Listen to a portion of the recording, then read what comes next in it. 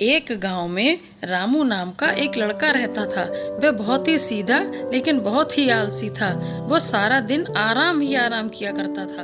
एक दिन रामू का दोस्त उससे मिलने के लिए आया और उसने रामू से कहा, अरे दोस्त, तुम पूरा दिन घर पर आराम करते रहते हो, ऐसा कब तक चलेगा? तुम एक काम क्यों नहीं करते? पड़ोस के गांव में एक बाबा जी का आश्रम है, तुम वहां जाकर उनकी सेवा करो। इसके बदले तुम्हें 2 वक्त का खाना और रहने को जगह भी मिल जाएगी। अगले ही दिन उस आश्रम में पहुंच गया जहां गुरुजी रहते थे। उसने गुरुजी की सेवा करना शुरू कर दिया। वह और लोगों की तरह गुरुजी से कथा सुनता, खाना खाता और वहीं आराम करता। एक दिन रामू को आश्रम में खाना नहीं मिला तो वो गुरुजी के पास गया और पूछा, गुरुजी, आज आश्रम में खाना क्यों नहीं बना है? इस पर गुरुजी ने कहा, बेटा, आज एकादशी का उपवास है, इसीलिए आज आश्रम में खाना नहीं बनेगा।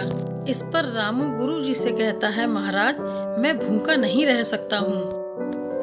रामू की बात सुनकर गुरुजी को रामू पर तरस आ गया और बोले, जाओ भंडार गृह से जाकर अनाज ले लो और कहीं बाहर जाके खाना बना लो, लेकिन याद रखना, खाना बनाने के बाद सबसे पहले उसका भोग भगवान जी को लगाना, उसके बाद ही तुम उस खाने को खाना। भोजन बनाने के बाद रामू ने भगवान विष्णु को याद किया, हे भगवान, इस भोजन को ग्रहण करें।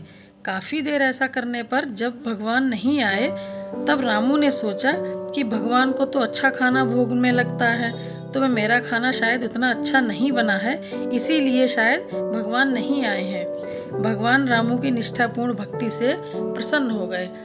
भगवान उसके सामने प्रकट हुए और उन्होंने रामू का बनाया हुआ सारा भोजन ग्रहण कर लिया। भगवान जाने लगे तब रामू बोला, हे प्रभु, मैंने जो भी भोजन बनाया था वह सारा भोजन आपने ग्रहण कर लिया। अगली बार आप जब भी आना तब मुझे बता देना कि कितना भोजन आप ग्रहण करोगे, जिससे मैं भी भूखा नहीं रहूंगा।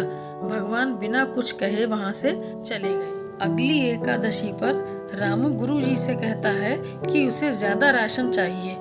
इस पर गुरुजी मन ही मन सोचने लगते हैं कि कहीं रामू अनाज बेच तो नहीं देता है। वो रामू को अनाज देकर उसका पीछा करते हैं। रामू अनाज लेकर जंगल में चला जाता है और भोजन बनाकर भगवान से भोग लगाने का आग्रह करता है। भगवान उसके आग्रह करने पर आ जाते हैं और भोग लगाते हैं। गुरुजी ये सब छिपकर देख रहे होते हैं। वो रामू के पास आकर कहते हैं, ये तुम क्या कर रहे हो? रामू कहता है, गुरुजी, आप ही ने तो कहा था पहले भगवान को भोग लगाना, मैं वही कर रहा हूँ। वो देखो, भगवान जी भोग लगा रहे हैं। गुरुजी कहते हैं, कौन भोग लगा रहा है? मुझे तो कोई भी नहीं दिख रहा। भगवान जी से कहता है, हे प्रभु विष्णु, आप गुरुजी को क्यों नहीं दिख रहे हो?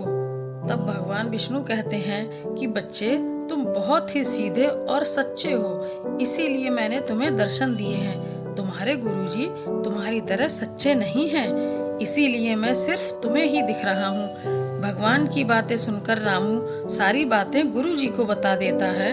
तभी गुरुजी हाथ जोड़कर माफी मांगते हैं। इससे प्रसन्न होकर भगवान गुरुजी को भी दर्शन दे देते हैं।